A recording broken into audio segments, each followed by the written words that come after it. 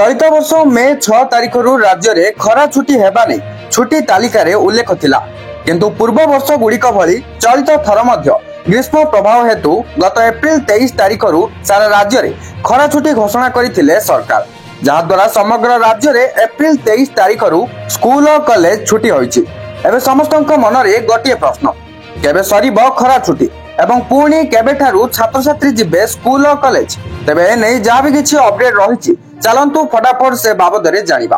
हेले ताहा पूर्व वीडियो को गोटे लाइक करंतु एवं चैनल को न आस्तिले एबे चैनल को सब्सक्राइब करी बेल आइकन को प्रेस करी ऑल रे क्लिक कर रखिबा को जमारू भी भूलंतु नै। उल्लेखयोग्य छुट्टी तालिका रे 19 जून पर्यंत खरा छुट्टी हेबा नै दर्शा जायतिला, किंतु आगुआ खरा छुट्टी घोषणा हेबा समय रे खरा छुट्टी केबे शेष हेबो एवं पुणी केबे खलिबो स्कूल और कॉलेज से ने कोनोसी भी निर्दिष्ट तारीख कहा जाय नथिला। बरं सूचना मिलिथिला जे परवर्ती निर्देशनामा पर्यंत स्कूल और कॉलेज छुट्टी रहिबो। बर्तमान आपण जानि रखंतु जे जदि आगो को ग्रीष्म प्रभावर मात्रा कमी जिवो तेबे जून 20 तारिख रे खलिबो स्कूल और कॉलेज, अन्यथा घुंचिबो खरा छुट्टी अवधि।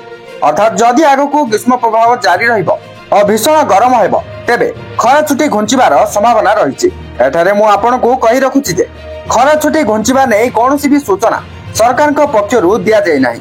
जदि आगो को किछि घोषणा होउछि तेबे एई चैनल माध्यम रे आपण ता जानिबा को पाइ जिवे।